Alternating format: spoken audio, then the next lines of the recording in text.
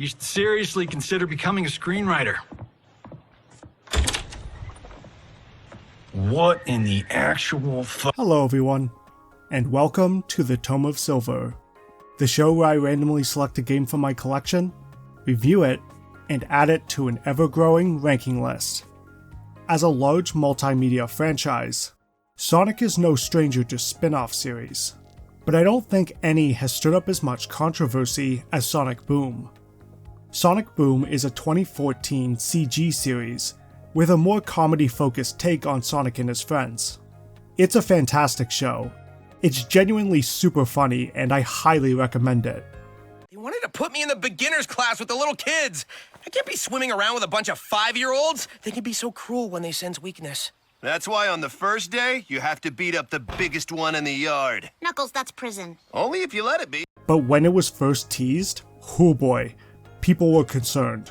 The first tease we had of the cartoon came in October 2013, with an image featuring the silhouettes of our four main leads: Sonic, Tails, Knuckles, and Amy. Right away, this image generated quite a bit of buzz and speculation, particularly about Knuckles' dramatically larger body type. When the full designs were finally revealed, Tails and Amy's designs were met with praise, but Knuckles' design was seen as some as taking his original head and pasting it on a bodybuilder, and fans didn't like the decision to turn Sonic's arms blue. Personally, I didn't mind these designs much because, at the end of the day, it was a spin-off. It wasn't like these were going to replace the main series, so why not have a different interpretation of the characters? Regardless, we'd have to wait until November 2014 to see if it was any good. It really seemed like Sega was banking on this spin-off being the next big thing for Sonic, as it was announced that, alongside the main show, there would also be a comic series published by Archie Comics, as well as 2 video game adaptations, one for the Wii U and the other for 3DS. These games were part of a 3-game partnership between Sega and Nintendo to publish a handful of Sonic games exclusively on the Wii U, the others being Mario and Sonic at the 2014 Olympic Winter Games and Sonic Lost World. The Wii U and 3DS games would be titled Sonic Boom: Rise of Lyric and Sonic Boom: Shattered Crystal, both of which would serve as prequels to the show, giving it the task of introducing us to these new characters and world. Originally, I had planned to tackle both games, as well as Sonic Boom: Fire and Ice, which was released on 3DS a few years later. However, there's quite a bit to talk about with Rise of Lyric, and I think cramming all 3 into a single video would make it too bloated. So I decided to focus just on Rise of Lyric today. We'll tackle the 2 3DS games some other time. For now, strap in folks, because we have a doozy on our hands today. Wrap up your sports tape, bench press the universe, and let's turn the page to Sonic Boom: Rise of Lyric for Wii U.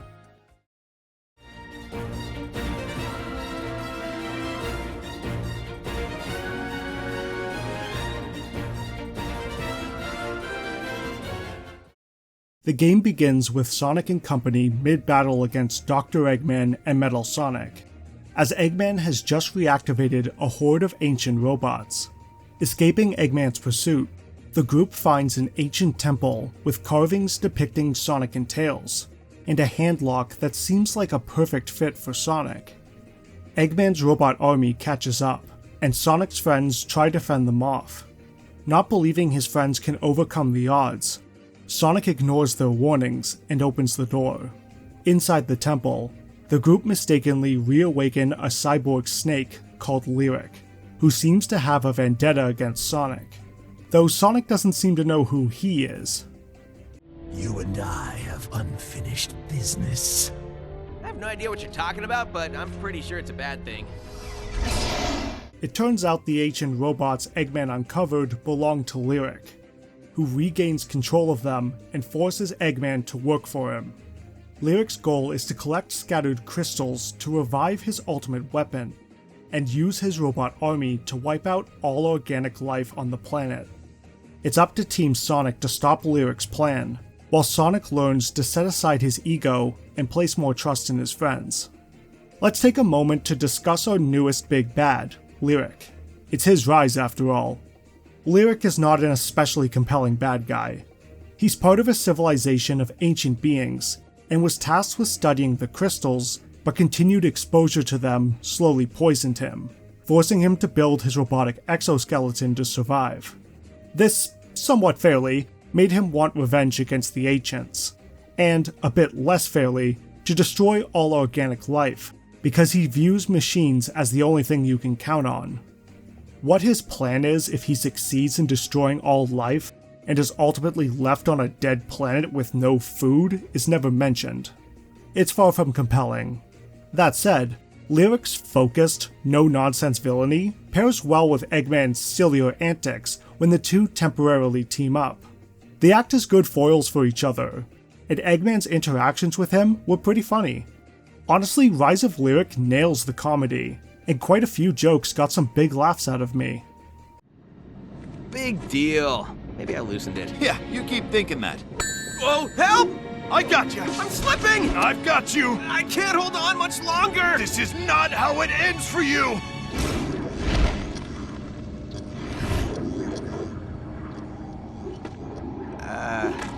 Thanks. I was never bored watching the game's cutscenes, and I would even go so far as to say I liked them. Sonic's character arc is a bit cliché, but it's nevertheless well executed. Eggman steals the show in every scene he's in, and while there are plenty of cringe-inducing lines, there are also plenty that made me laugh. And as a Metal Sonic fan, this is also the most we've got to see him do in a console game since Sonic Heroes. Meet Metal Sonic, my creation, and your destruction. So in that regard, Sonic Boom's story is a success. Where it fails, however, is that it's a terrible introduction to the Sonic Boom universe. The game assumes we already know who these characters are, with Sonic and company already being friends who have met and fought Eggman several times. Shadow makes an appearance to antagonize the heroes, thinking them too weak to stop Lyric. Saving the world? You? Don't make me laugh. You're weak. Sonic already knows who Shadow is, but why Shadow is such an ass and what his deal is are never explained. What's different about this Shadow? Obviously he wouldn't have the same backstory with Maria and the Ark, so is he just an arrogant jerk? We never find out. He shows up for a boss fight, briefly appears at the end of the game, and that's it. Then there's Metal Sonic, who again already has a vendetta against Sonic, and seems to carry over aspects of his inferiority complex from the main series, which is never brought up in the cartoon proper. So what makes Boom Metal Sonic unique from the original? Honestly, the game feels like you could swap out everyone for their main series counterparts, and this would just be a mainline Sonic game like any other, with Sonic being a bit more egotistical, Knuckles a lot dumber, and Shadow more of a prick. The game features a bunch of unique NPCs, most of which do not exist in the cartoon. You get some, like Fastidious Beaver and the Mayor, but take Cliff and Quincy here. Both play decently substantial roles in the story. Cliff informs the team of who Lyric is, and is the one who digs up and restores the tornado, Tails' plane and main mode of transportation. Meanwhile, Quincy is shown to have been built during the time of the Ancients, and is essential for reaching Lyric during the endgame, yet neither of these characters ever appear in the show. So why the hell are we spending time with characters who aren't even part of the show this game is acting as a prequel for? It's baffling. It does show us how the team gets their Enerbeam/communicators, and introduces us to Styx, the fifth main character from the show, so there is some sense of continuity here. Otherwise, Rise of Lyric fundamentally fails to properly introduce us to Sonic Boom's world, instead throwing us right in the middle and expecting us to catch up. In regard to the visuals, I probably don't need to tell you that this game is ugly. Like, it could model for Ransom Notes levels of ugly. Textures are muddy, shadows are pixelated and constantly pop in and out, the short draw distance is distracting, and the models outside of cutscenes just look bad. The music is painfully generic too. The only track I can even remember is the main theme, but that's only because you have to listen to it every time you start the game. One thing I do want to praise is the animation. While the models themselves aren't pleasant to look at, I love the way these characters move. Their animations are super smooth, and everyone is so expressive and dynamic in this game, it's fantastic. Genuinely, I think this is an area where Sonic Boom actually surpassed the main series at the time, as the animation in this era looks far more rigid, and the expressions looked awkward at times. And of course, I have to praise the voice acting. Everyone here does a great job and has killer delivery, elevating some of the jokes that really didn't land. It took me a long time to warm up to Roger Craig Smith as Sonic in the main series, though in hindsight, that was more of a problem with the writing at the time than with Smith himself. The writing amplified Sonic's sarcasm and played down his selfless, heroic nature too much. Here though, I thought he was exemplary right off the bat.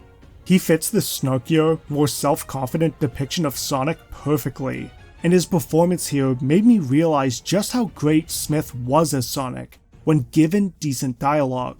Sometimes though, I wish they would just shut up for a second during the high-speed sections, because the characters have to comment on every little thing and repeat the exact same lines 3 times a minute. Nice job, Big Blue. Doing great! Keep going! This path's rough. Built for speed. Don't look down. Don't look down. Rise of Lyric is an action-adventure game, with a focus on beat-em-up segments and various simple platforming puzzles to advance. It takes a very heavy departure from the fast-paced platforming we've come to expect.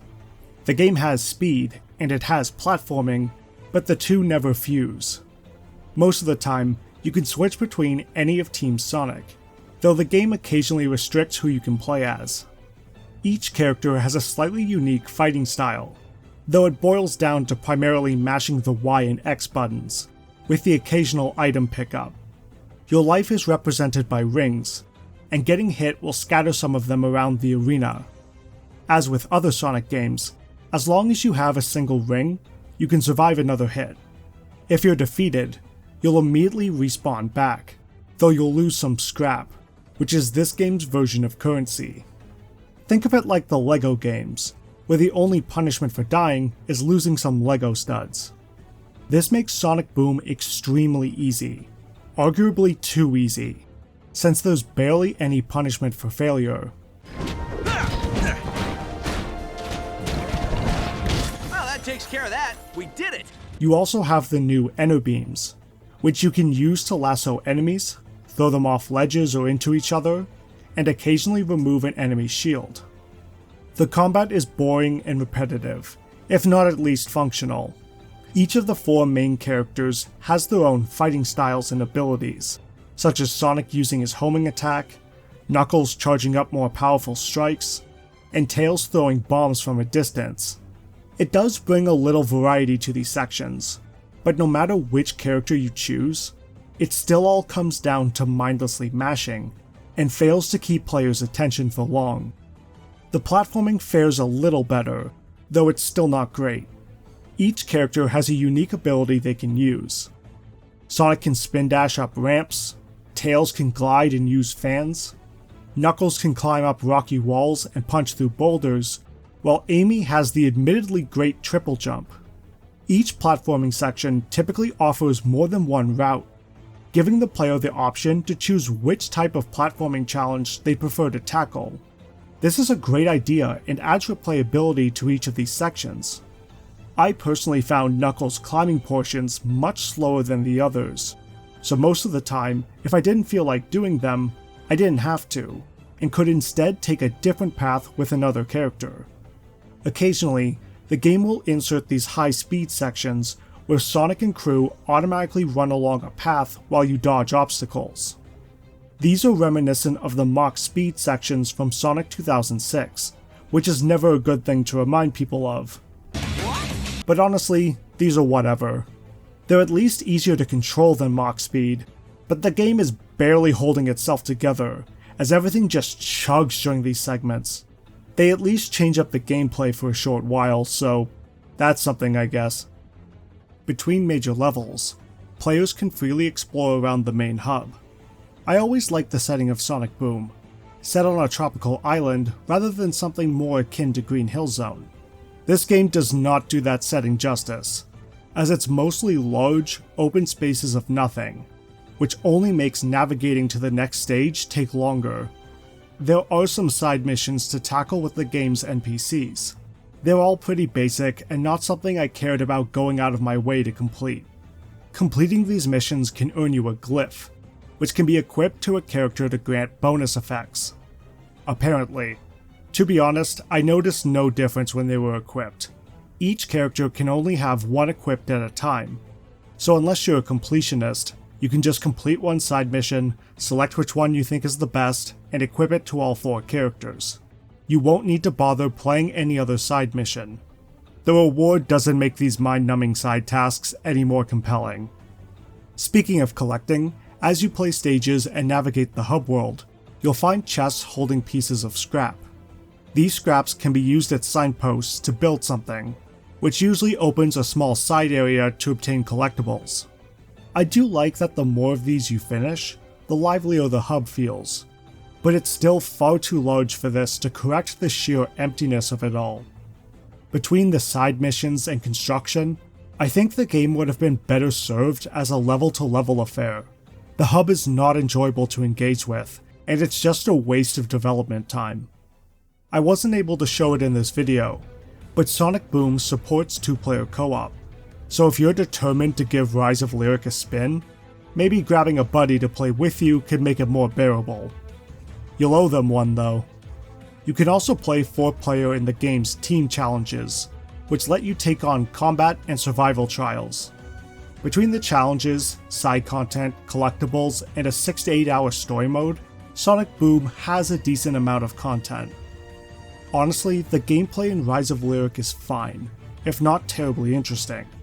If that were all there was to discuss, Rise of Lyric would have been a forgettable game with ugly graphics that maybe someone could squeak some enjoyment out of. When accounting for the game's performance, however, any entertainment someone could get out of this immediately tanks. This game is held together with bubblegum and glue, barely able to maintain a consistent frame rate the moment anything happens on screen. While some glitches have been patched out, like the infamous Knuckles moon jump glitch, many still remain, making the experience a bug-ridden mess. One of the annoying ones I experienced was the game occasionally not saving my progress. Both on my first playthrough several years ago and during this playthrough, I reached a checkpoint, chose to save and exit for the day, and the next time I turned on the game, I found I was about a half an hour back from where I was, requiring me to replay chunks of the game over again. I didn't even want to play these segments the first time. That's not all either. Whenever a cutscene changes, the game stutters and struggles to load the next scene, and you can even see characters pop back in between cuts. The models sometimes wig out when they're traveling through automated sections, and the whole thing is just a mess from top to bottom. The state I played Rise of Lyric in was nothing short of a travesty, and that was after several patches.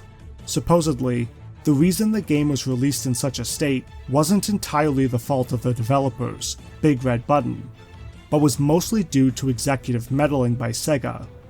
Sega reportedly not only pushed for a holiday release, but also the title was originally being released for next-gen hardware, before Sega sprung on them that they would change development for it to be a Wii U exclusive, which was a much weaker system.